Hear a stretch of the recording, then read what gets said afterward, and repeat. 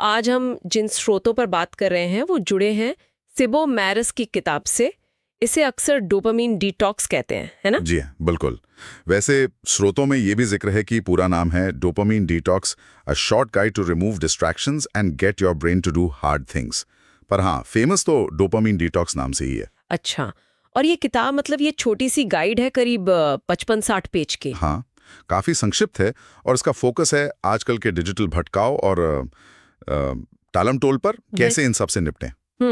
तो मकसद हुआ कि दिमाग का जो रिवॉर्ड सिस्टम है उसे रीसेट किया जाए जी सर, ताकि फोकस वगैरह बेहतर हो सके। एग्जैक्टली। स्रोत यही बताते हैं कि ये किताब इसी रीसेटिंग का एक तरीका सुझाती है। और एक दिलचस्प बात डोपामीन पर है। हाँ, मैंने भी पढ़ा कि ये खुशी का केमिकल नहीं है जैसा हम सोचते हैं। सही कहा। लेखक साफ करते हैं कि डोपामीन असल में खुशी से ज्यादा उम्मीद, मतलब एंटीसिपेशन से जुड़ा है। वो चीज जो हमें किसी इनाम के लिए उकसाती है। अच्छा, उम्मीद से। तो ये सोशल मीडिया, गेम्स वगैरह इसी उम्मीद को हाईजैक कर लेते हैं। बिल्कुल, यही तो हो रहा है। ये लगातार मिलने वाले छोटे छोटे रिवॉर्ड्स या उनकी उम्मीद हमें ओवर स्टिमुलेट कर देती है।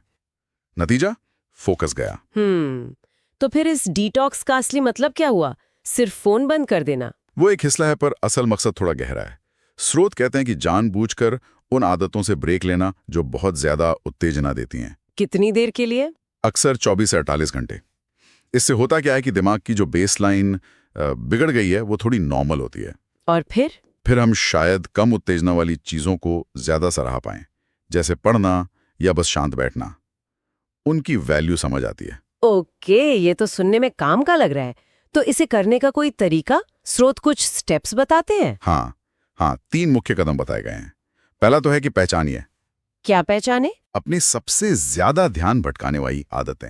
लिस्ट बनाइए, फोन, सोशल मीडिया, गेम्स, और सोचिए कि किस एक को रोकने से सबसे ज्यादा फायदा होगा। ठीक है, पहचान लिया। फिर? दूसरा कदम है घर्षण पैदा करना, फ्रिक्शन। फ्रिक्शन मतलब मुश्किल बनाना? हाँ, जिस बुरी आदत से बचना है उसे करना मुश्किल कर दो। जैसे फोन दूसरे कमरे में रख दिया।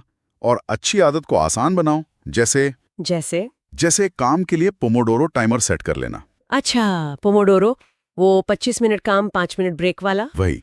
स्रोत बताते हैं कि ये फोकस में मदद करता है। और तीसरा कदम है सुबह की शुरुआत। सुबह की शुरुआत मतलब उठते ही स्क्रीन नहीं देखना? बिल्कुल, स्क्रीन से बचकर वो टाइम कम डोपामीन वाली चीजों में लगाना, जैसे थोड़ी प्लानिंग, जर्नलिंग या ध्यान। दिन के लिए एक शांत टोन सेट करना? हाँ, एक तरह से। ये तीनों स्टेप्स तो काफी सीधे और करने लायक लग रहे हैं। तो स्रोतों में इसकी खूबियां क्या बताई गई हैं किताब की? सबसे बड़ी खूबी तो यही है, छोटी है और प्रैक्टिकल है। 100 पेज से कम पढ़कर फौरन लागू कर सकते हैं। फ्रेमवर्क भी सिंपल है, पहचानो, फ्रिक्शन लाओ, रूटीन बनाओ। और वो कैनवी स्कैंट लिस्ट का भी जिक्र था शायद। हाँ, वो भी एक प्रैक्टिकल टूल है जो कुछ लोगों को मददगार लगता है। लेकिन जाहिर है कुछ कमियां भी होंगी, आलोचनाएं। बिल्कुल हैं। स्रोत बताते हैं कि वैज्ञानिक आधार थोड़ा, कह सकते हैं कि हल्का है, मतलब बहुत गहरी साइंटिफिक बातें या सबूत नहीं दिए गए हैं। अच्छा। और कुछ लोगों को सलाह थोड़ी दोहराव वाली लगती है या बहुत कॉमन, जैसे अच्छी नींद लो, कसरत करो। ये तो पता ही होता है। हाँ, ये बात तो है। और उदाहरण वगैरह? वही, रियल लाइफ उदाहरणों या केस स्टडीज की कमी है। कुछ को लगता है कि ये किताब कम, पैम्फलेट ज्यादा है। ओके, तो मतलब मिली जुली प्रतिक्रिया है पाठकों की। हाँ, ऐसा ही लगता है। गुड रीड्स, अमेज़न पर देखें तो कई लोग इसकी सिंप्लिसिटी और तुरंत एक्शन लेने वाली बात की तारीफ करते हैं, खासकर वो 24-48 घंटे वाली चुनौती। कुछ यूजर कहते हैं कि उन्हें दिमागी स्पष्टता मिली, इंटरनेट पर अपनी निर्भरता समझ आई। एक ने तो लिखा कि डिटॉक्स के बाद लाइफ पटरी पर लगी। पर हाँ, मजाक उड़ाने वाले भी हैं। क्या कहते हैं वो? यही कि ज्यादातर सलाह तो गूगल पर ही मिल जाती है। सही है। तो फिर कुल मिलाकर एक किताब किसके लिए ठीक रहेगी? स्रोत क्या निष्कर्ष निकालते हैं? निचोड़ ये है कि डोपामिन डिटॉक्स उनके लिए अच्छी शुरुआत हो सकती है जो डिजिटल दुनिया से थोड़ा ब्रेक चाहते हैं और फौरन कुछ करना शुरू करना चाहते हैं, बिना ज्यादा थ्योरी में जाए। एक क्विक स्टार्ट गाइड जैसी। लेकिन अगर किसी को गहरी जानकारी चाहिए?